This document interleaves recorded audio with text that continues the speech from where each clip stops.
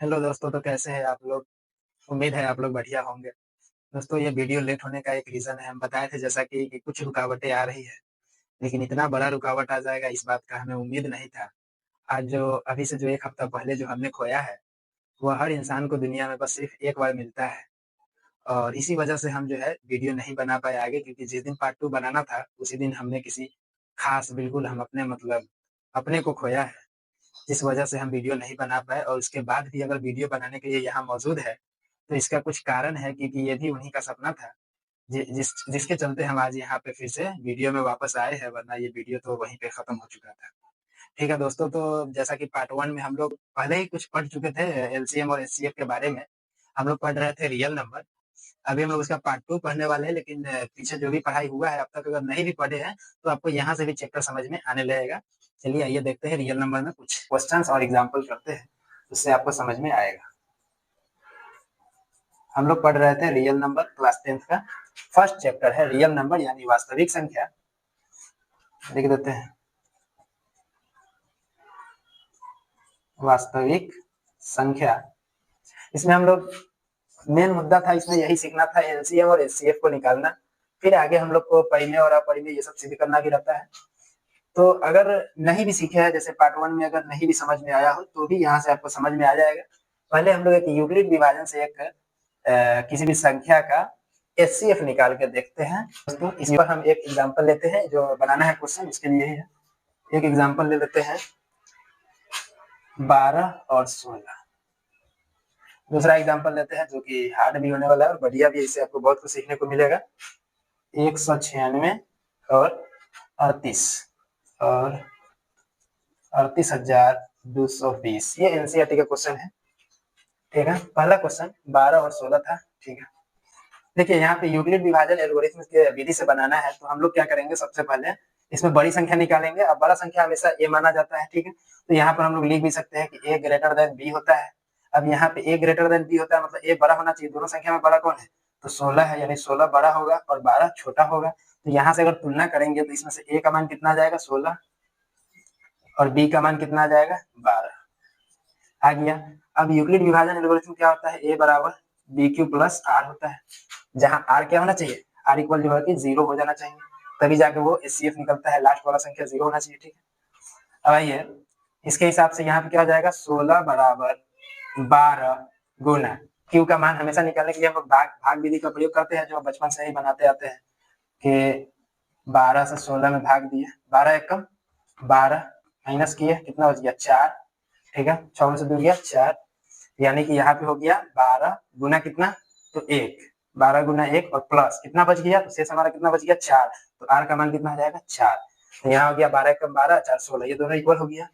इसके यहाँ पर आपको ध्यान देना, चूंकि आर बराबर क्या है, 0 नहीं हुआ है, तो इसलिए एचसीएफ का विधि जो है आगे बढ़ता रहेगा। अब इस 12 को हम लोग यहाँ कर देंगे, अब इस 4 को यहाँ कर देंगे 4 गुना। अब हम लोग यहाँ पे क्या कर देंगे, 12 को अंदर कर देंगे, 4 तिया 12, यहाँ पे ये कट गया। ठीक है, तो यहाँ पर 4 तिया 12 और आर का मान यह कितना है, 0। आर का मान 0 आ गया, क्योंकि यहाँ पे क्या हो गया, आर इक्वल टू 0 हो गया। तो जब आर इक्वल 0 हो गया, तो जो अंतिम भाजक बच जाता है वही एचसीएफ होता है। यहाँ पर भी आपको एचसीएफ कितना है, 4 ही होगा, एचसीएफ 4 होगा। और यहाँ भी आपको कितना एचसीएफ आ गया, 4 आ गया, एचसीएफ कितना आ गया, 4 आ गया। ये हमारा हो गया आंसर। 4 वह संख्या है जिससे 12 भी कट जाएगा पूरा पूरा और 16 भी कट जाएगा पूरा पूरा, और ये दोनों के बीच का सबसे महत्तम संख्या। इससे बड़ा संख्या अगर कोई लेते हैं तो ये कटेगा, ये नहीं कटेगा, ये अगर कटेगा तो ये नहीं कटेगा। जैसे इससे कोई बड़ा संख्या ले लेते हैं, जैसे 6 अगर लिए तो ये कट जाएगा, यानी विभाजित हो जाएगा, लेकिन 6 ये नहीं कटेगा। तो इसीलिए हम पिछले वीडियो में यही बताए थे कि जो महत्तम से महत्तम संख्या होता है, जो सबसे बड़ी संख्या होता है और दोनों के बीच का होता है, वही एचसीएफ होता है। यही बात उसमें बताए थे। ठीक है, तो उम्मीद है ये क्वेश्चन समझ में आया होगा। अब आइए यहाँ पे इस क्वेश्चन को समझते हैं। आइए क्वेश्चन नंबर 2 करते हैं। क्वेश्चन नंबर 2 इसलिए लिए है कि इसमें हमको एक गुणनखंड विधि सिखाना है, जिसके चलते ये क्वेश्चन लिए। 196 है और 38,220 है। माइक को भी कभी कभी चेक कर ले रहा है, क्योंकि ये क्या ही धोखा देता है, क्या ही बताए। तो 196 और 38,220 है। अब ऐसे क्वेश्चन में अब पहले हम लोग करके देखते हैं। हम लोग ए को क्या मानते हैं, बड़ा, और बी को छोटा। ए का मान यहाँ पे कितना हो जाएगा, ए का मान हो जाएगा 38,220 और बी का मान कितना हो जाएगा 196। अब यहाँ पे ए बराबर क्या होता है, फॉर्मूला जानते हैं, ए बराबर बी क्यू प्लस आर। अब ए के मान रखेंगे 38,220 और बराबर 196 गुने, ठीक। अब यहाँ पे क्या फंसता है मुद्दा, सो बता रहे हैं, जैसे 38,220 है, अब हम लोग भाग विधि से ही बना रहे हैं। अब इसमें कितना बार भाग देंगे, तो ये काफी लंबा प्रक्रिया हो जाता है। लेकिन ऐसे में एक चीज और है, कुछ चीज है जो कॉमन सेंस लगाना चाहिए जिससे कि क्वेश्चन आसान हो। जैसे अगर कोई संख्या ऐसा दे दे कि एक साफ छोटा हो और एक साफ बड़ा हो, तो ऐसे स्थिति में क्या होता है कि या तो वो संख्या उसका क्यूब हो सकता है, उसका स्क्वायर हो सकता है, ठीक है, या उस संख्या के आसपास का कोई संख्या होगा। तो हम एक अनुमान लगाते हैं कि अगर ये 196 की जगह 190 होता, तो 190 को अगर 190 से गुना करते तो कितना हो जाता है, अगर 19 का 19 से स्क्वायर करेंगे तो 361 होता है, और 361 में डबल जीरो देते, मतलब कितना 36,100।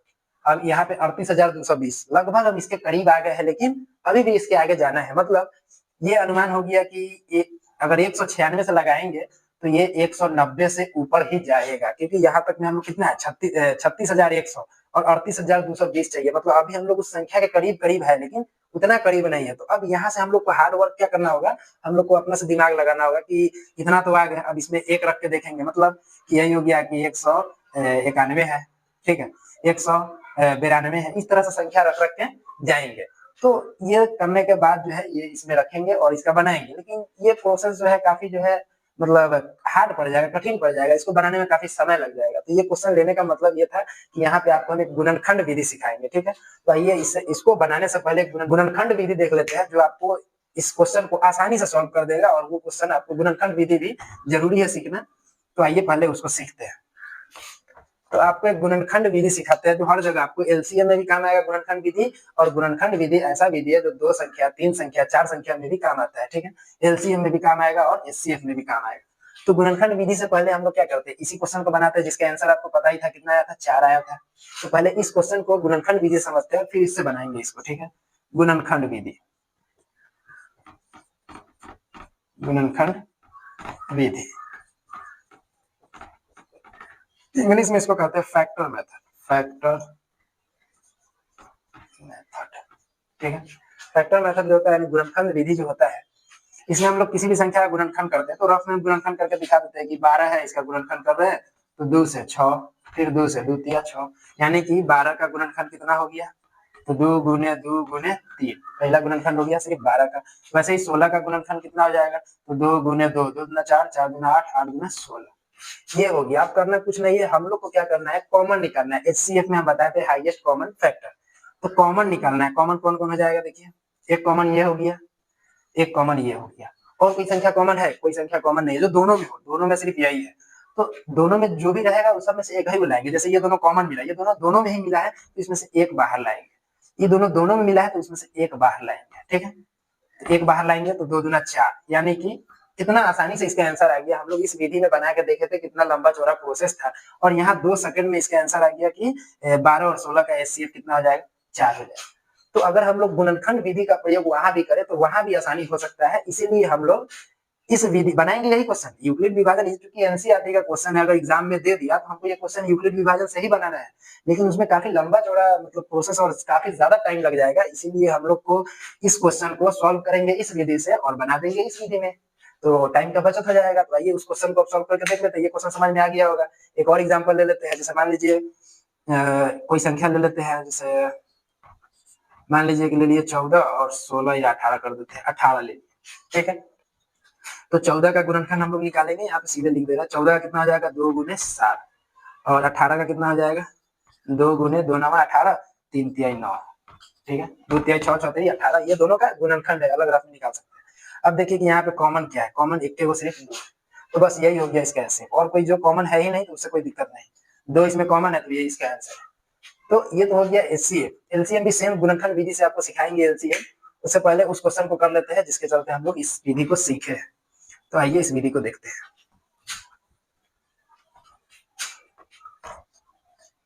अब देखिए दोस्तों, यहाँ पे क्या करेंगे, 196 का गुणनखंड करेंगे, ठीक है। तो 1 से भी कर सकते हैं, 2 से भी कर सकते हैं, तो हम लोग मतलब ऐसा नहीं गुणनखंड करना है, छोटा संख्या से ही कर लेते हैं, क्या दिक्कत है। 2 से अगर लगाया 2 9 18, 2 8 16, 2 से लगाया 2 चौका 8, 2 9 18, 7 से लगाया 7 7 49, यानी कि 2 दूना 4 और ये सब एक एक स्क्वायर में आ गया, ठीक है। यानी कि यहाँ पे हो गया 196 का गुणनखंड कितना हो गया, 2 गुने 2 गुने 7 गुने 7, ये इसका गुणनखंड हो गया। अब हमको चाहिए 38,220, इसका गुणनखंड चाहिए। तो यहाँ पे क्या करेंगे, 2 से भाग देंगे, 2 से भाग देंगे काफी लंबा चौड़ा हो जाएगा, चलिए दे देते हैं, ठीक है। 2 एक कम 2, 2 9 18, 2 एक कम 2, 2 एक कम 2 0, ठीक है। फिर 2 से भाग दे, हम लोग इसको भाग दे रहे हैं, मतलब डायरेक्ट शॉर्ट विधि से भाग दे रहे हैं, आप अलग भी भाग दे सकते हैं। 2 9 18, 1 गया 2 5 10, 1 गया 2 5 10, फिर 1 गया 2 5 10, ठीक है। उसके बाद फिर यहाँ पे कट जाएगा, 3 से हम लोग देंगे, 3 से 3 एकम 3 2, 3 8 24, हाँ 3 से कट जाएगा, 3 दिया 9, ठीक है। उसके बाद 3 एकम 3 2 गया तो 25 हो गया, 3 8 24 और 1 गया 3 5 15, ठीक है। अब 3 से कटेगा कि नहीं, तो ऐसे भी एक 3 का एक अपना रूल होता है कि जैसे अगर संख्याओं को जोड़ने पे 9 आ जाता है तो वो 3 से विभाजित होता है, ये हम लोग को आगे मतलब सीखने को मिलता है। लेकिन यहाँ पर हम लोग देख लेते हैं कि 3 से 1 कट रहा है और ये कट रहा है, 3 छक 18 और 5 बच जा रहा है, जो कि 3 से कटेगा ही नहीं, तो हम लोग 5 से ही लगा देंगे सीधे। 5 से लगाएंगे, 5 छक 30, 1 गया तो 18, तो 5 तिया 15 और इसमें से 3 गया, 5 सते 35, ठीक है। अब 5 से नहीं कटेगा तो हम लोग 7 से देखेंगे, 7 नामा 63 कट रहा है और 7 एकम 7, 7 से कट जा रहा है, 7 नामा 63 और 7 एकम 7 और फिर 7 से कट जाएगा, 13 7 91 होता है, 13 बार में। अब हम लोग यहाँ पे लिख सकते हैं 38,220 का गुणनखंड कितना हो जाएगा, 2 गुने 2 गुने 3 गुने 5 गुने 7 गुने 7 गुने 13। फिर हम लोग क्या करेंगे, कॉमन देखेंगे, इसमें 2 को 2 कॉमन है, इसमें भी 2 को 2 कॉमन है, दोनों में ही है। इसमें 2 को 7 कॉमन है और इसमें भी 2 को 7 कॉमन है।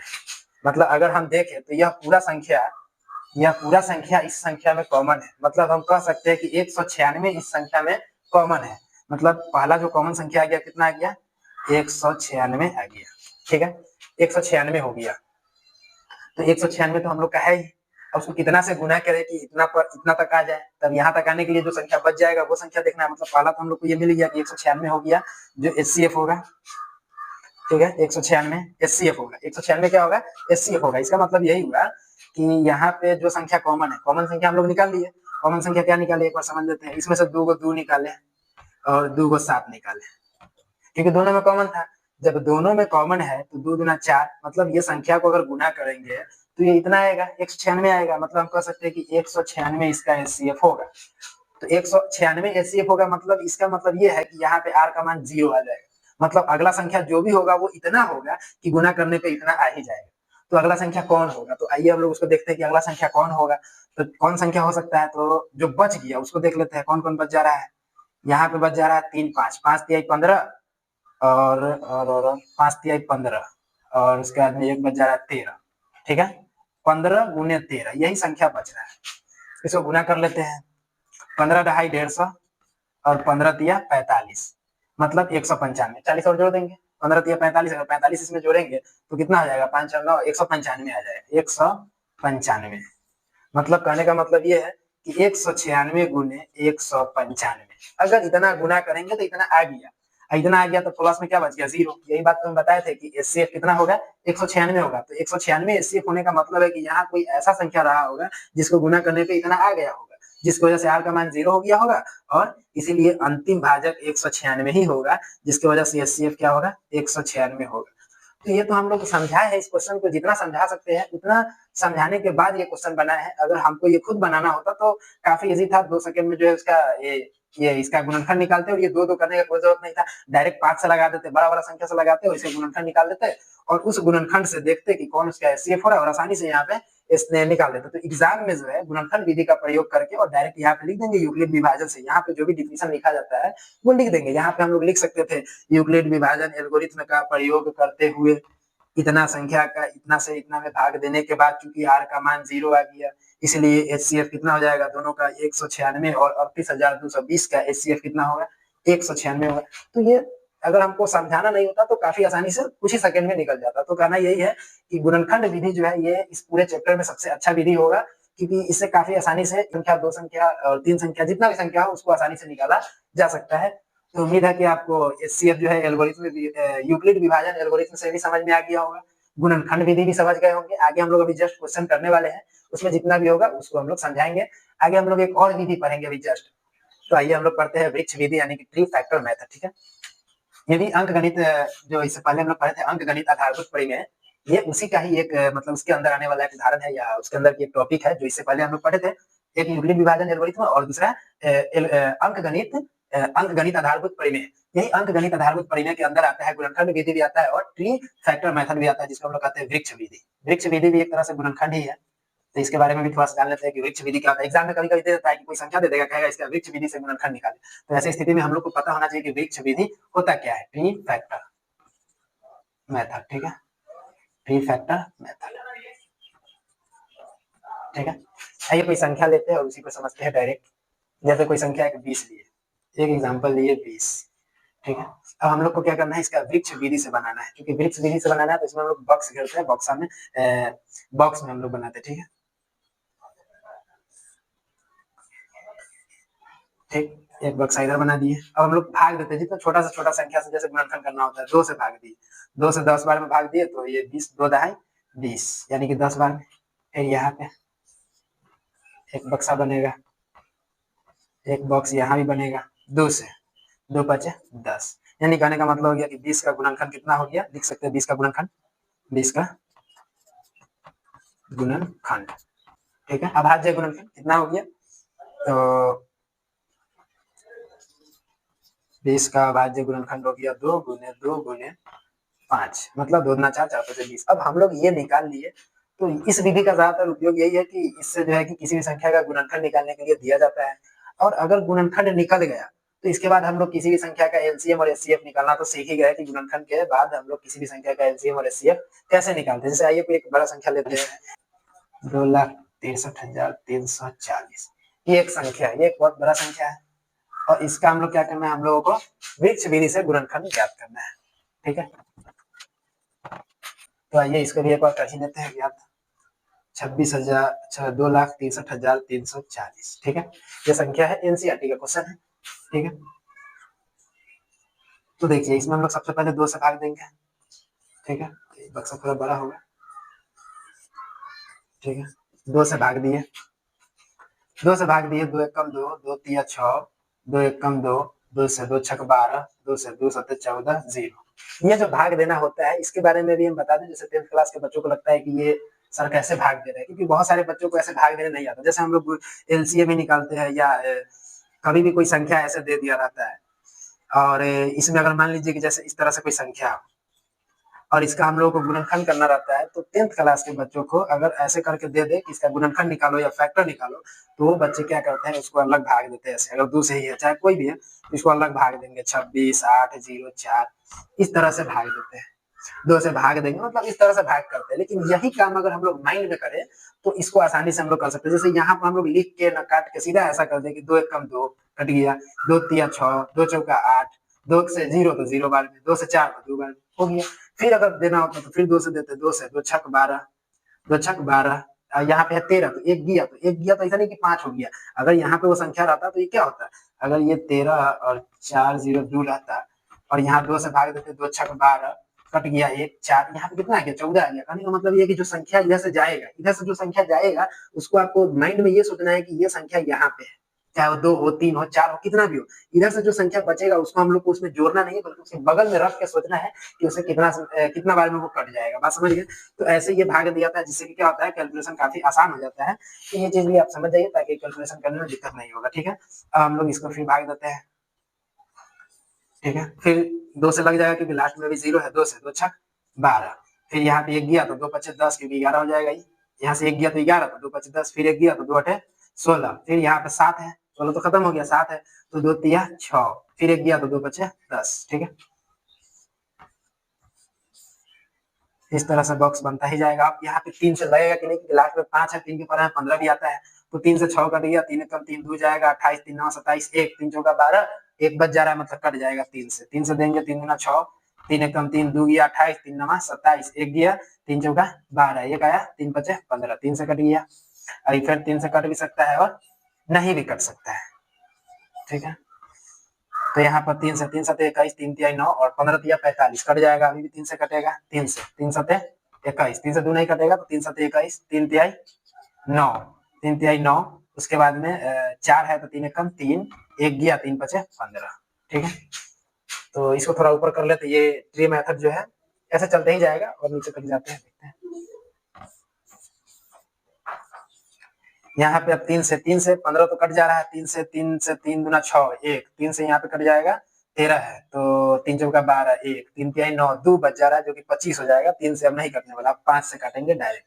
5 से काटने में हम लोग क्या करेंगे, अभी सोचने का कोई जरूरत ही नहीं है कि 5 से कटेगा या नहीं कटेगा, क्योंकि लास्ट में 5 है तो 5 से कटेगा। 5 एकम 5, 2 गया 23 हो गया, 5 चौका 20, फिर 20 हुआ तो फिर 2 गया उधर, 5 एकम 5, यहाँ 5 एकम 5, 2 गया 5 चौका 20, और उसके बाद में 3 गया तो 31, तो 5 छक 30, और 5 छक 30, फिर 1 बच रहा है तो 5 दिया 15। ठीक है, अब आ गया 1463।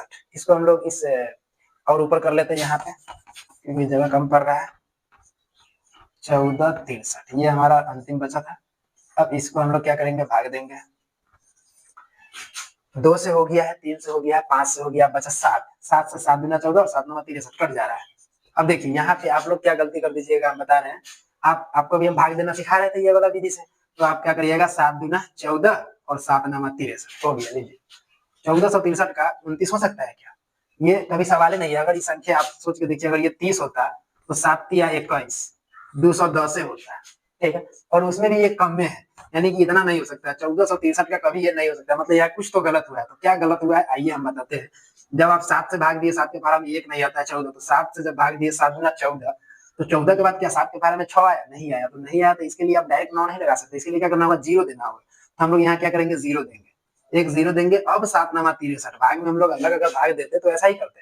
अब ये हो गया। अब आइए, अब यहाँ भी एक बॉक्स बना दिए और यहाँ भी। अब देखिए 7 से हो गया, अब 7 से कटने वाला नहीं है, 7 दूना 14 और 6 69 हो जाएगा, 7 से नहीं कटेगा। अब सीधे 11 बच रहा है, 11 से देंगे, 11 कम 11, इसमें से बचेगा 9, 99 हो जाएगा, जो कि 11 से कट जाएगा। ठीक है, देखते हैं 11 से, देखें 11 से ये कट जाएगा, 11 कम 11 और 9 जाएगा, 11 9 99। ठीक है, तो ये आपका गुणनखंड करते करते यहाँ तक हम लोग आ गए हैं, और यही आपका हो जाएगा। अब इसको आप लिख सकते हैं, ये तो 3 फैक्टर हो गया। आप इसको लिख सकते हैं 2,63,340 का जो फैक्टर है उसको हम लोग लिख सकते हैं 2 गुने, हम लोग सीधे स्क्वायर कर देते हैं, 2 का स्क्वायर, 3 का स्क्वायर, 5 और 7 और 11 और 19। तो दोस्तों बस यही 3 फैक्टर था, 3 मेथड था। हो सकता है कि इसमें कहीं कोई क्वेश्चन एरर हो गया हो। नहीं, बिल्कुल सही है, कोई दिक्कत नहीं है। हमें लगा कि शायद हम कैलकुलेशन में कहीं मिस्टेक कर दिए, लेकिन नहीं, बिल्कुल सही है। तो यही आपका हो जाएगा यहाँ पे आंसर, और ये आपका रहा वृक्ष विधि। तो उम्मीद है इसमें हमने सबसे छोटा क्वेश्चन भी लेकर समझा और एक बड़ा से बड़ा क्वेश्चन भी लेकर समझा है, तो आपको ये समझ में आ गया होगा। हम लोग चैप्टर में डायरेक्ट क्वेश्चन की ओर बढ़ते हैं। तो दोस्तों आइए, इससे पहले हम लोग जितना भी थ्योरी था, जो भी आपको समझाने के लिए जो भी थ्योरी वगैरह जितना भी था वो सब हम लोग कर चुके हैं। इससे पहले जो भी समझाने लायक था सब समझा दिया। अब हम लोग को करना है क्वेश्चन।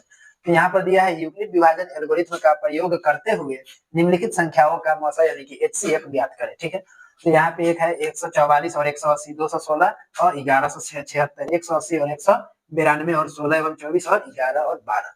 ठीक है, तो एक काम लोग क्या करते हैं, HCF ज्ञात करते हैं। तो निकालना सीखे गए हैं, क्या करेंगे हम लोग, डायरेक्ट लिखना शुरू करते हैं, क्योंकि काफी लंबा टाइम ना खींचते हुए। इसमें हम लोग जान गए कि सबसे बड़ा संख्या कौन है, 180 है, तो हम वो लिखेंगे नहीं ABC सब कुछ नहीं, सीधे 180 बराबर कर देंगे 144 गुना 144 को इतना से गुना करें कि इतना के बराबर हो जाए या इससे कम हो, लेकिन इससे ज्यादा नहीं हो। तो 180 का क्या करेंगे, 2 बार करेंगे तो पार हो जाएगा, यानी कि 1 बार गुना होगा। 180 में 144 से 1 बार अगर गुना किए तो प्लस कितना बचा, अलग हम लोग भाग में भी देख सकते हैं। जैसे भाग में क्या करेंगे, यहाँ पे हम लोग रफ में देखेंगे कि 180 है, इसमें भाग दिए 144 से, एक बार में 144 दिए 6, इसके बाद में 10 में से 4 गया 6 और ये हो गया 7, 7 में से 4 गया तो 3 और ये खत्म, मतलब 36 बचा। यानी हम कह सकते हैं कि इतना और प्लस 36। क्योंकि आर का मान यहाँ पे क्या है, 0 नहीं, ये सब हम लिखेंगे नहीं, क्योंकि हम लोग आसानी से बात ये बना रहे हैं, मतलब अब लेक्चर वगैरह इसमें नहीं देना है। तो क्वेश्चन को आसान करने के लिए कितना हो गया, यहाँ पे आर का मान 0 नहीं आया तो क्या करेंगे, 144 बराबर 36 गुना कितना करें और प्लस। तो देखिए अब यहाँ पे एक चीज और सोचने का है, आपको पता है कि 144 18 के पहाड़ा में आता है, 18 थे 144 होता है, यानी अगर 18 के पहाड़ा में 144 आता है तो 18 दूना 36 है, मतलब 36 के पहाड़ा में भी 144 आएगा। मतलब यहाँ पर अगर भाग भी देते हैं 144, तो 18 अठे 144 है, तो वो 18 से ये दुगना है, तो उससे कम होगा, यानी 18 8 144, तो 36 चौका 144 हो जाएगा, यानी कि सीधे सीधे हो जाएगा 36 चौका 144। कैलकुलेशन को आसान करने के लिए समझाया, बस और कुछ नहीं। 36 चौका भी क्या हो जाएगा 144 हो जाएगा। तो ठीक है दोस्तों, तो देखिए यहाँ पे, तो यहाँ पे हम लोग क्या करेंगे कि 36 चौका भी क्या हो जाएगा 144, क्योंकि आप जानते हैं कि 18 8 144 होगा, तो 18 से दूना 36, तो 36 चौका 144 और प्लस कितना आ जाएगा 0, क्योंकि यहाँ पे आर का मान कितना है क्या 0, अतः इसलिए क्या हो जाएगा, इसलिए एचसीएफ हो जाएगा, एचसीएफ कितना हो जाएगा 36। मतलब आप कह सकते हैं कि 180 144 और 180 का जो एचसीएफ होगा वो कितना आ जाएगा 36 हो जाएगा। 36 वह संख्या है जो इसको भी काटेगा और इसको भी पूरा पूरा विभाजित करेगा। ठीक है, आप समझ गए। आइए क्वेश्चन नंबर 2 देखते हैं। 216 है, 216 और 216 और 1176 है, मतलब 1176 को हम लोग यहाँ लिख लेते हैं। 2 नंबर क्वेश्चन है, 1176 को 216 गुना। अब हम लोग को क्या करना है, आसान करना है, कैसे भी करके आसान करना है। 1176 है, ठीक है, और यह है 216, तो 200 से अगर गुना करेंगे 2 पचे 10, यानी कि 10 हो जाएगा, और 16 पचे 80, 16 पचे 80 यानी 1080। अगर हम लोग 5 बार में गुना करते हैं तो कितना जाएगा 1080 हो जाएगा। और अब हम लोग 6 बार क्यों करेंगे, क्योंकि 200 है, अगर छठा बार गुना किए तो 1200 पार कर जाएगा, 2 बार करने का जरूरत है ही नहीं। तो हम लोग क्या करेंगे, हम लोग 5 बार करेंगे, मतलब 5 बार करेंगे मतलब 1080। ठीक, यहाँ पे घटाएंगे तो कितना गया 6, और ये हो गया 17 में से 8 गया तो 9, और ये हो गया 0 0 0 मतलब 96। ठीक, तो 216 गुने 5 और प्लस कितना बच गया 96, प्लस बच गया 96। अब चूंकि यहाँ पे आर का मान, क्योंकि आर का मान क्या है 0 नहीं है, इसीलिए फिर क्या करेंगे 216 को इधर लाएंगे। ये सब यहाँ लिख सकते हैं, यूक्लिड विभाजन एल्गोरिथम का प्रयोग करते हुए हम लोग डायरेक्ट समझ रहे हैं। ठीक, 216 इसको क्या करेंगे 96 गुने। अब देखिए 9 दूना 18 180 और 6 दूना 12 मतलब 192 का, मतलब 2 बार तो लग ही जाएगा। ये चीज तो कंफर्म है कि 2 बार लग जाएगा। ठीक, 2 बार लग जाएगा, ये बात कंफर्म है।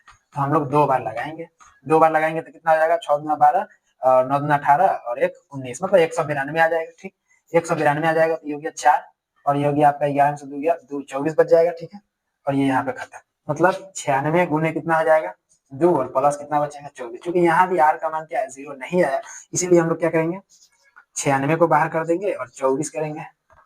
अब हम लोग फिर जानते हैं वही बात कि 12 8 96, मतलब आसान होता है 12 8 96। अगर 12 8 96 होता है तो 24 चौका भी 96 हो जाएगा। आसानी से समझ जैसे भी कैलकुलेशन कर 24 चौका से 96 और प्लस कितना 0, क्योंकि यहाँ पे आर का मान क्या आ गया 0 आ गया, इसीलिए एचसीएफ कितना हो जाएगा, जो अंतिम भाजक होगा वही क्या होगा उसका एचसीएफ होगा कितना आ गया 24। ये आपका हो गया एचसीएफ। ठीक है, उम्मीद है आपको ये क्वेश्चन समझ में आया। आइए तीसरा क्वेश्चन कर लेते हैं, या ये करते हैं कि तीसरा क्वेश्चन में टाइम ना बर्बाद करते हैं। अब आपको ये समझ में आ गया होगा, तो ये क्वेश्चन तीसरा क्वेश्चन जो है आप लोगों के लिए छोड़ दिए हैं।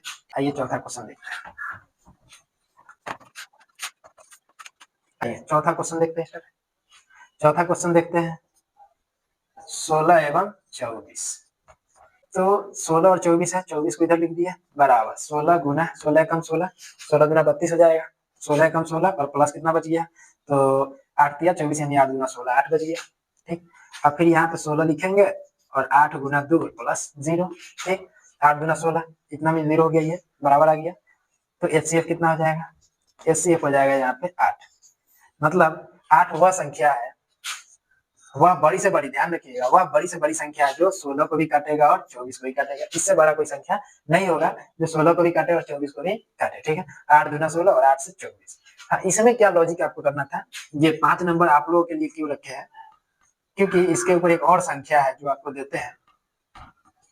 लॉजिक वाला क्वेश्चन क्यों इसको हम बोले हैं, एक और संख्या है 3457, एक और संख्या है अपने तरफ से ये दिया हुआ है 3457 और 3458। ठीक है, तो आपको ये समझना है, ये 11 और 12 से हम ये समझाना चाहते हैं कि जब आपको दिखे कि ये किसी के पहाड़ा में आ ही नहीं रहा है, एक तो आ रहा है कि ये कोई पहाड़ा में आ ही नहीं रहा, तो जब आपको दिख रहा है कि ये किसी पहाड़ा में नहीं आ रहा है और ये किसी पहाड़ा में आ रहा है, तो आपको इसे साफ साफ पता चल जा रहा है कि इसका जो गुणनखंड है वो नहीं होगा, या आप इसको कह सकते हैं कि इसमें कोई भी कॉमन नहीं मिलेगा। तो अगर कोई भी कॉमन नहीं मिलेगा मतलब ये अभाज्य संख्या हो सकता है। ठीक, तो अगर कुछ भी कॉमन नहीं तो एक तो सब में कॉमन होता है, यानी कहने का मतलब है कि आप इसको देख के जान सकते हैं ये बात कि इसका एचसीएफ कितना होगा, इसका एचसीएफ 1 होगा।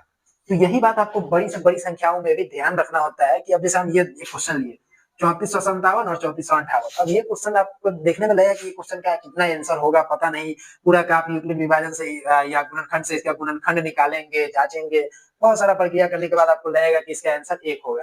तो आपको क्या करना है, कभी-कभी ध्यान देना है कि अगर ये 34 इसमें कॉमन आ ही रहा है, 57 और 58 है, तो आपको ये चीज माइंड में रखना है कि 57 का तो कोई फैक्टर हो जाएगा, 19 से आ जाएगा, लेकिन 58 का 2 से आ रहा है, मतलब आप लॉजिक लगा सकते हैं कि हो सकता है कि इस दोनों में कोई कॉमन नहीं आ रहा है, यानी कि इसका आंसर 1 होगा। एग्जाम में ये क्वेश्चन इसलिए दिए थे कि एग्जाम में आपको इस तरह से भी सोचना है, क्योंकि एग्जाम में आपको टाइम का बचत करना होता है और एग्जामिनर जानबूझकर ऐसा क्वेश्चन दे देगा जिसमें आप फंस जाइएगा, उसको बनाते रह जाइएगा, जबकि इस क्वेश्चन में हम लोग को टाइम को बर्बाद नहीं करना था। तो ये क्वेश्चन आप लोगों के लिए है, इस क्वेश्चन को सॉल्व करके इसका आंसर आप लोग हमें कमेंट में करेंगे, बताएंगे, और बाकी ये सब कैसा लगा आप बताइएगा। और अगले क्वेश्चन की ओर बढ़ते हैं। तो दोस्तों आइए उसके आगे देखते हैं क्वेश्चन। ये क्वेश्चन कहता है निम्नलिखित संख्याओं को अभाज्य गुणकों के गुणनफल के रूप में लिखें। मतलब किसी भी संख्या का उसका अभाज्य गुणनखंड करना है और उसका जो गुणक होता है उसके रूप में लिखना है, मतलब यही है कि गुणनखंड कर देना है, ठीक है, अभाज्य रूप में लिखना है। तो पहले 140 है, 140 का अभाज्य गुणनखंड, ठीक है, हम लोग अलग रफ में निकालना सीख लेते हैं, और ये हम पहले ही सिखा दिए हुए हैं। 140 का 2 7 14 0, फिर 2 से दिए 2 3 6 1, तो ये हो गया 2 5 10, फिर यहाँ पे 5 7 35, मतलब कह सकते हैं कि 140 का अभाज्य गुणनखंड कितना आ जाएगा, 2 गुने 2 गुने 5 गुने 7। ये चीज समझ गया, 2 गुने 5 गुने 7, मतलब अगर ये 140 का क्या हो गया, अभाज्य गुणनखंड रूप हो गया, ठीक है। दूसरा देख लेते हैं, 156 है, 156 को आप लोगों के लिए छोड़ देते हैं, इसको आप बना लीजिए, कोई दिक्कत नहीं। हम इसको बनाते हैं, जो थोड़ा बड़ा क्वेश्चन लग रहा है उसको बनाते हैं, ताकि टाइम का क्या हो जाए, बचत हो जाए। 3825 है ये क्वेश्चन है हमारा, इसका हम लोग का अभाज्य गुणनखंड रूप निकालना है। 3825 का 2 से भाग दिए, 2 एकम 2, 2 9 18, 2 एकम 2, सॉरी 2 से तो भाग देना ही नहीं था, क्योंकि लास्ट में क्या है, 5 है, ये चीज ध्यान नहीं दिए। जब लास्ट में 5 है, अंतिम संख्या अगर 5 है तो 2 से तो कटेगा ही नहीं, तो हम लोग को क्या करना है, हम लोग को 3 से या 5 से भाग देके देखना है। 3 से अगर देते हैं, 3 एकम 3, 8 है, 3 दूना 6, और 2 बच रहा है, 3 7 21, 3 से कट जाएगा। 3 से भाग दिए, 3 एकम 3, 3 से 3 दूना 6, 2 गया, 3 7 21, और 1 गया, 3 बचे 15, 3 से कट गया। अब 4 से तो 3 चौका 12, 25 या 75 कट रहा है, तो 3 से भी कट जाएगा, 3 चौका 12, 3 दूना 6, और 3 बचे 3 दूना 6, 1 किया इसमें से उसमें, तो 3 बचे 15। अब देखिए कि 3 से 14 या 42 होता है, और 5 नहीं कटेगा। अब हम लोग क्या करेंगे, 5 से भाग देंगे, 5 8 40, और 2 उधर जाएगा तो 25 बचा 25, ठीक है, और 19 बचे 85 होता नहीं, 5 से कई बार 19 बार में 5 कम 5, 3 गया, 5 7 35, सॉरी 17 बचे 85 होता है, 17 बचे 85, 19 बचे 95 होता है। तो ये आपका कितना हो गया, कह सकते हैं कि इतना का अभाज्य गुणनखंड, अभाज्य गुणनखंड कितना हो जाएगा, तो ये हो जाएगा 3 गुने 3 गुने 5 गुने 5 गुने 17। और जब हम लोग ऐसा गुणनखंड निकालना सीख जाएंगे, मतलब इस तरह से अगर गुणनखंड आता होगा, तो किसी भी संख्या का एलसीएम एचसीएफ तो आसानी से निकाल ही लेंगे, ठीक है। आइए इसके बाद ये क्वेश्चन करते हैं 4 नंबर और 5 नंबर, ठीक। 5 नंबर क्वेश्चन है, 5005 है, इसका हम लोग को क्या करना है, गुणनखंड निकाल लेना है। अब 3 से लगा के देखेंगे, यहाँ पे 3 से लगाने का कोई फायदा है नहीं, क्योंकि लास्ट में 5 है और बीच में डबल जीरो। 5 से लगाते हैं, 5 एकम 5, डबल जीरो, और 5 एकम 5, ठीक है। अब उसके बाद में 5 से हो गया, अब 7 से लगाएंगे, 7 एकम 7, 3 जाएगा, 7 चौका 28, और 2 7 3 21, कट जाएगा 7 से, 7 एकम 7, 3 गया तो 30, 7 से 7 चौका 28, 2 गया तो 21, 7 तिया 21, 143 हो गया। अब 7 से काटेंगे, 7 से नहीं कट रहा है, तो 11 से काट के देखेंगे, 11 एकम 11, और इसमें से निकलेगा 3, 11 से कट जाएगा, 11 एकम 11, इसमें से गया 3, तो 33 हो गया, 11 तिया 33, यानी कि कह सकते हैं कि 5005 का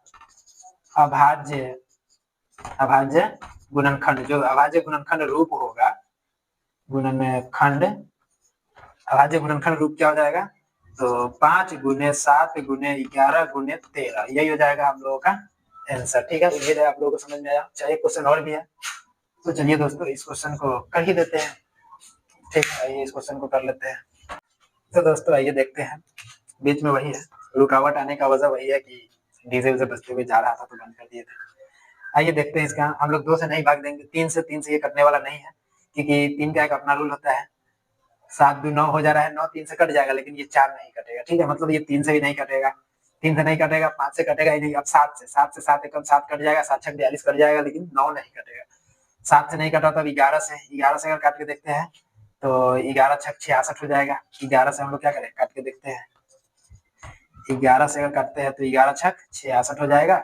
ये हो गया आपका 14 में से 6 गया 8 और ये खत्म 8 हो गया। और यहाँ से तेरा 2 11 सते 77 हो जाएगा। ठीक है, 11 सते 77 हो जाएगा। तो यहाँ आ जाएगा 5 और उसके बाद में यहाँ से तेरा 2। ठीक है, 11 से 11 चुका 44। ये हो गया 12 में से 4 गया तो 8 और ये कट गया 9। 89 जो 11 से भी नहीं कटेगा। तब 11 से भी नहीं कटा। ठीक है, 11 से नहीं कटा तो अब इसके बाद में 13 से 39 आता है, इसीलिए तो 13 से 13 78 13 से करके देख लेते हैं एक बार। इसमें कोई उपाय नहीं आता, मान लेते हैं कि इसका आंसर हमें अगर पता हो तो डायरेक्ट हम लिख भी देंगे, लेकिन एग्जाम में या कहीं भी जहाँ पे हमें आंसर पता ही नहीं है तो वहाँ पे मेहनत करना होता है, इस चीज को पता करना होता है। अब हमें क्या है, हमें तो देख कर ही बता देंगे कि इतना होगा, लेकिन वो बताने से कोई फायदा नहीं है। जिस तरह से हम हल करते हैं वो तरीका पता होना चाहिए। अब 13 से दिमाग लगा देते हैं। 13 छक्का 78 होता है तो 13 पचे 65। ठीक है, यहाँ से गया 14 से 5 गया 9 और ये खत्म। ठीक, 2 92। 13 से 13 छक्का 78 13 से 91। 13 से 91 होगा तो 1 9 19 बच जाएगा लास्ट में, मतलब 13 से नहीं होगा। तो 13 से नहीं होगा तो 15 से 16 से करने का कोई फायदा नहीं कि 15 से जो होता है वो 5 से भी कट जाता है। ठीक है, तो अब कितना बच गया, अब बच गया 17। 17 से करते हैं तो 17 चौका कितना आता है, 17 से 34 17 51 17 चौका 68। 17 चौका 68। इसमें 14 में से 8 गया तो 6 और ये खत्म। यहाँ 17 2। 17 से 17 तिया 34 17 तिया 51। ठीक है, 17 तिया 51। इसमें से बचा 1, इसमें से 1, इसमें से उतरा 9। अब ये हो गया आपका 17 छक 102 17 सतह 119, मतलब 17 से ये कट गया। 17 से, इसीलिए इतना टाइम इसलिए लगा ना। तो ये 2 से कटा, 3 से 5 से 7 से 11 से 13 से, ये सबसे नहीं कटा, ये कटा 17 से। तो अब 17 चौका कितना हो गया, 17 चौका 68, ये 437 बार में कट ही गया। ठीक है, 437 बार। अब आइए अब फिर 17 से काट के देखते हैं। अब फिर जो है 17 दूना 34 34 और उसके बाद में हो जाएगा 34 6 40 और 3 6 3 9 97। 17 से अब नहीं कटेगा। 17 से नहीं कटेगा तो अब कितना से काटे, 18 से तो होगा नहीं, 19 से। एक और बच गया 19। 19 से काटते हैं। 19 दूना कितना होता है 38। 38 2 40 और 3 43, मतलब 3 2 5 5 हमारा बच रहा है। तो 5 मतलब 57। तो 19 से 19 दूना 38 19 तिया 57। मतलब हम ये चीज को माइंड में कर दिए हैं। आप इसको ऐसे कर सकते हैं कि ये है 37 और यही हम लोग किए हैं 19 दूना 38। 38 किए तो यही 5 हम लोग क्या किए, माइंड में रखे थे और यहाँ से ये 7 उतरा था। 19 तिया 57 और ये आपका कट गया। तो आप कह सकते हैं कि 7429 7429 का अभाज्य गुणनखंड। अभाज्य गुणनखंड कितना हो जाएगा, 17 गुने 19 गुने 23। तो दोस्तों उम्मीद है आपको यह अभाज्य गुणनखंड भी समझ में आ गया होगा। आइए इसके अगले पार्ट की ओर बढ़ते हैं। आगे जो भी क्वेश्चन होगा फिर हम अगले वीडियो में लाएंगे इसी का पार्ट 3, तो उसमें हम लोग समझेंगे। यहाँ पे एलसीएम एचसीएफ ये सब समझा दिए हैं सभी विधि से। अब यहाँ पे एक रह गया अंक गणित के आधारभूत परिमेय के अनुसार नीचे दी गई संख्याओं का एलसीएम तथा एचसीएफ ज्ञात करें। अंक गणित के आधारभूत परिमेय मतलब यही हुआ कि गुणनखंड विधि से हम लोग को क्या करना है, इसका एलसीएम भी निकालना है और एचसीएफ भी निकालना है। इसमें हाथ से हाथ क्वेश्चन भी देखेंगे और इजी से इजी क्वेश्चन भी देखेंगे। ठीक है, आइए पहला क्वेश्चन का निकालते हैं 26 और 91 का। तो दोस्तों हम लोग 26 का गुणनखंड निकालेंगे, ये चीज तो हम सिखा चुके हैं। 26 का गुणनखंड कितना जाएगा, 2 से 13 हो जाएगा और 91 का कितना जाएगा, ये रफ में हम लोग निकालेंगे। ये 13 सते 91 13 सते 91 यानी कि 13 सते 91 हो जाएगा, 7 से 13 बार। मतलब कह सकते हैं कि 26 का गुणनखंड कितना हो गया, तो 26 का हो गया 2 गुने 13 और 91 का गुणनखंड कितना हो गया, तो ये हो गया आपका 7 गुने 13 7 गुने 13। अब हम लोग क्या करते हैं, एचसीएफ में हम लोग क्या करते हैं, एचसीएफ में हम लोग कॉमन निकालते हैं। कॉमन किसी भी संख्या का कॉमन संख्या जो भी होगा वही एचसीएफ होगा। इसमें कॉमन क्या है, इसमें कॉमन 13 है, यानी कि एचसीएफ कितना हो गया 13 हो गया। एचसीएफ कितना हो गया 13 हो गया। देखिए कितना आसान है गुणनखंड विधि, इसलिए पहले ही सिखाते हैं। गुणनखंड विधि से एचसीएफ निकालना कितना आसान है, 2 सेकंड में एचसीएफ निकल गया। यही अगर यूक्लिड विभाजन एल्गोरिथम में देता तो हम लोग उसको r बराबर 0 0 करते रहते। ठीक है, ये हो गया एचसीएफ। अब एलसीएम में हम लोग क्या करेंगे, एलसीएम में हम लोग एलसीएम का 2-3 मेथड है, लेकिन हम उसमें सबसे आसान वाला बता रहे हैं जो हर जगह काम आएगा। हम लोग को क्या करना है कि जैसे संख्याओं का जाति देना है, जैसे 2 एक संख्या है, अब इसके जाति में कोई संख्या है जो सबसे ज्यादा बार आया हो, तो 2 इसमें एक ही बार आया है और किसी में नहीं आया, तो पहला जो हो जाएगा वो हो जाएगा 2 गुना, दूसरा 3 4 5 ये सब नहीं है। अब 7 है, 7 जो है इसमें नहीं है, इसमें है तो 7 एक ले लिए। अब तीसरा 13 दोनों में, जब दोनों में कॉमन है तो एक ही लेंगे, तो क्या हो गया 13 ले लिए। मतलब अब इसका एलसीएम कितना हो जाएगा, एलसीएम तो यही इसका एलसीएम हो गया 2 7 14 कर दे तब, या ये कर ले कि 13 7 91, 2 7 14 कर दे चाहे 13 7 91 गुने 2, 91 दूना यानी 9 दूना 18, 180, 182, यही हो जाएगा। तो इतना ही आएगा, ठीक है। अब आइए हम लोग इसके अगले क्वेश्चन की ओर बढ़ते हैं। जैसे ये है 52 और 182, इधर करते हैं। 52 का हम लोग क्या करेंगे, गुणनखंड निकालेंगे 2 से, 2 दूना 4 और 2 2 छक 12, 26 दूना हो गया 52, 2 से 13 12 में ये कट जाएगा। और 182 का हम लोग क्या करेंगे, गुणनखंड निकालेंगे 2 9 18, 2 से एक बार में, और 13 7 91 होता है, मतलब 7 से 13 बार में, ठीक। अब यहाँ पे हम लोग लिख सकते हैं कि 52 का गुणनखंड कितना आया था, 2 गुने 2 गुने 13, और 182 का गुणनखंड कितना आया था, 2 गुने 7 गुने 13, ठीक, 7 गुने 13। अब हम लोग को क्या करना है, एचसीएफ के लिए हम लोग क्या करेंगे, कॉमन निकालेंगे। तो पहला कॉमन ये निकल रहा है, और दूसरा कॉमन कौन है, ये है, मतलब कह सकते हैं 2 गुने 13 मतलब 26 जो है, ये दोनों का गुणनखंड कितना है, एचसीएफ कितना है, 26 है। 26 जो है वह संख्या है, जब इसको भी काट देगा और इसको भी पूरा पूरा विभाजित कर देगा। अब एलसीएम के लिए क्या करेंगे, एलसीएम के लिए हम लोग देखेंगे 2, यानी कि इसको हम लोग एक और तरीका है समझाने का, कि ये तरीका ये है कि 2 का स्क्वायर कर देते हैं और गुने 13 कर देते हैं। इसको हम लोग 2 गुने 7 गुने 13, अगर कोई संख्या स्क्वायर में रहता तो वो कर लेते हैं। इससे क्या फायदा है कि यहाँ पे आप इसको 2 को ऐसे करके आप समझ लीजिए, तब या आप ये कहिए कि 2 का स्क्वायर और 2 दोनों में बड़ा कौन, तो ये वाला बड़ा है, जो बड़ा है उसको उठा लेंगे, यानी कि 2 का जो स्क्वायर है उसको उठा लिए। अब देखिए 3 के इसमें 3 उन कहीं पे है ही नहीं, तो 3 का जाति कोई भी नहीं है, 4 का भी नहीं, 5 का भी नहीं है, 7 है, 2 का काम खत्म है, 7 है, तो 7 देखिए 7 एक ही है, और किसी में नहीं है, तो कॉमन से कोई दिक्कत नहीं, 7 एक है।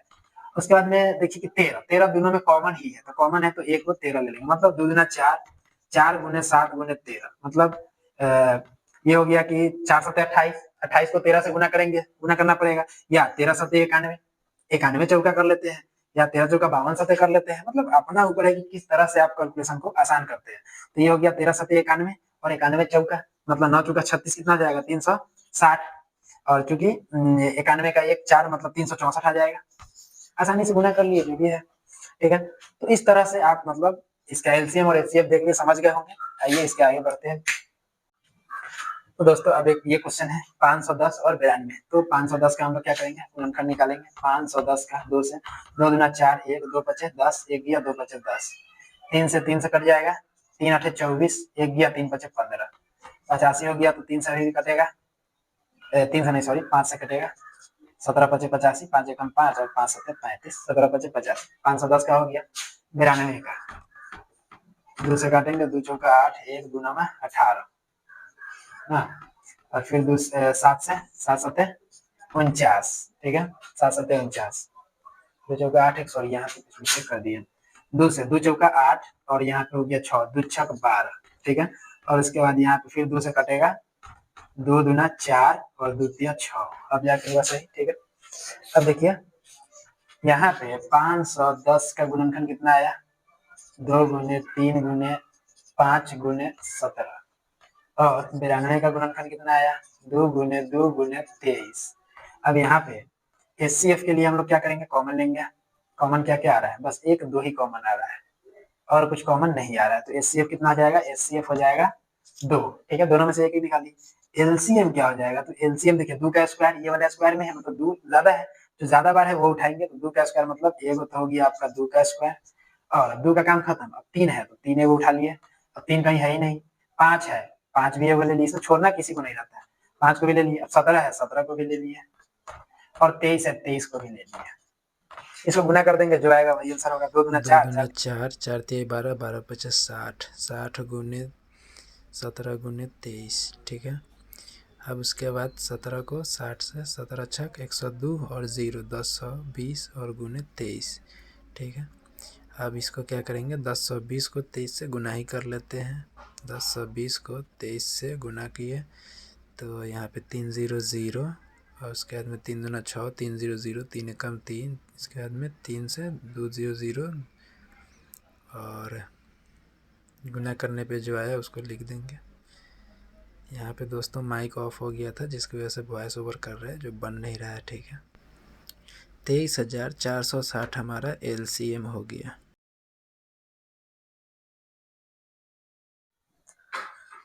तो दोस्तों यह वीडियो पिछले 5 मिनट का वीडियो बर्बाद होने के बाद इस वीडियो को हम लोग फिर से स्टार्ट किए, क्योंकि जब वीडियो शूट हो गया है, वीडियो को खत्म कर दिए, तब हमारे कैमरामैन कहते हैं कि माइक ऑफ था, फिर से वही हो गया, फिर से वीडियो को बना रहे। ये सब चीज हम समझा चुके थे, लेकिन फिर से बनाना इसलिए पड़ रहा है कि वॉइस ओवर करने में अच्छा नहीं होता है, वो बढ़िया नहीं होता है, क्योंकि बनाते समय जो समझाया जाता है वो, और बाद में जो वॉइस ओवर किया जाता है वो, दोनों में बहुत अंतर होता है।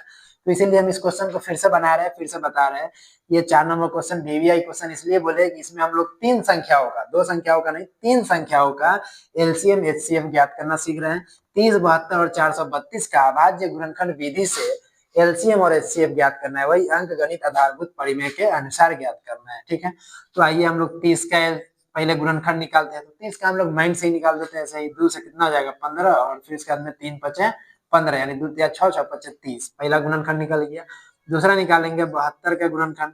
2 से 36, 2 से 18, 2 से 9, उसके बाद में 3 3 9। ये सब माइंड में ही निकाल लेते हैं, अलग लिख नहीं रहे। 2 4 4 8 8 24, 24 72। ठीक है, 432 का हम लोग गुणनखंड निकालेंगे। तो 432 का कितना हो जाएगा, 432 का हम लोग यहाँ पे लिख लेते हैं। 2 से 2 दूना 4, 2 एक कम 2, 2 छक 12। फिर यहाँ पे लिखेंगे 2 से 2 एक कम 2, 0, 2 8 16। फिर 2 से 2 बचे 10, 2 चौक 8। फिर 2 से 2 बार 27 बार में 27 दूना 54। फिर 3 से 3 नवा 27। फिर 3 से 3 तिहाई 9। मतलब कह सकते हैं कि 2 कै बार है, 4 बार है। 4 बार 2, 3 बार 3। अब हम लोग को एचसीएफ पहले निकालते हैं। एचसीएफ में हम लोग कॉमन खोजेंगे सब में। पहला ये संख्या कॉमन है 2, 2 सब में कॉमन है। और 3, 3 जो है 3 इसमें भी है, 3 इसमें भी है, 3 इसमें भी है, मतलब 3 भी कॉमन है। मतलब 2 गुने 3 यानी कि 6 हो गया आंसर किसका, तीनों संख्याओं का एचसीएफ कितना हो गया, 6 हो गया। एलसीएम निकालेंगे, एलसीएम। तो एलसीएम कितना हो जाएगा, एलसीएम सबसे ज्यादा, यानी कि सबसे ज्यादा क्यू आती है मैं कर लेते हैं। जैसे 2 की संख्या में सबसे ज्यादा कौन है, 2 के पावर 4, 2 के पावर 3, और ये सीधे 2। 2 के पावर 4 वाला सबसे ज्यादा है, यानी कि 2 ये सबसे ज्यादा है। 2 के पावर 4 ये सबसे ज्यादा बार आया है। ठीक, गुना 3 में सबसे ज्यादा बार कौन आया, तो यही आया 3 का क्यू। और उसके बाद 5 में सबसे ज्यादा कौन आया, तो सिर्फ 5 ही आया है। मतलब सबसे ज्यादा बार जो आया है उसी को उठा लेंगे, सबसे आसान होगा। आप देखिए 2 का क्यू 8, और 8 दूना 16, 16 हो गया। 3 3 9 9 27 हो गया। उसके बाद 5, यहाँ पे हम लोग करेंगे 16 पचे 80, 80 गुना 27। इसके लिए हम लोग कैलकुलेटर का यूज नहीं करेंगे, क्या करेंगे, सीधे इस 0 को यहाँ रख दिए, और इस 8 में 27 से 7 8 56 के 6 हासिल 5, 8 दूना 16, और 5 21, 16 5 21, 16 5 कितना आ जाएगा 21, 21 की 1 हासिल 2, 2160, ये आंसर हो जाएगा। तो दोस्तों उम्मीद है आपको यह विधि भी समझ में आ गया कि इस तरह से कैसे 3 संख्याओं का हम लोग एलसीएम और एचसीएफ ज्ञात करते हैं। तो ऐसे ही इससे पहले भी इस वीडियो को हम बना चुके थे, और इससे ज्यादा समझाए थे उस वीडियो में। लेकिन क्या हुआ था कि जब हम वीडियो को फिनिश कर दिए तो हमारे कैमरामैन कहते हैं कि माइक तो ऑफ हो गया था। यही नहीं, इससे पहले भी एक वीडियो में ऑफ हो गया है, तो वहां पे थोड़ा दूर ऑफ हुआ है, तो उसका वॉइस ओवर करेंगे। तो दोस्तों आप लोग बताइएगा कि आपको यह क्वेश्चन समझ में आया कि नहीं आया, और वीडियो कैसा लगा। क्योंकि ऑफलाइन में तो हम 4-5 साल तक पढ़ा चुके हैं, लेकिन ऑनलाइन में ये हमारा फर्स्ट एक्सपीरियंस है, और कैमरा के सामने बोलना थोड़ा बहुत ही अजीब लगता है। तो आप लोग बताइएगा कि क्लास आप लोगों को कैसा लगा, और सपोर्ट कीजिए, जितना ज्यादा से ज्यादा सपोर्ट करिए। ठीक है, मिलेंगे इसके अगले वीडियो में, तब तक के लिए जय हिंद।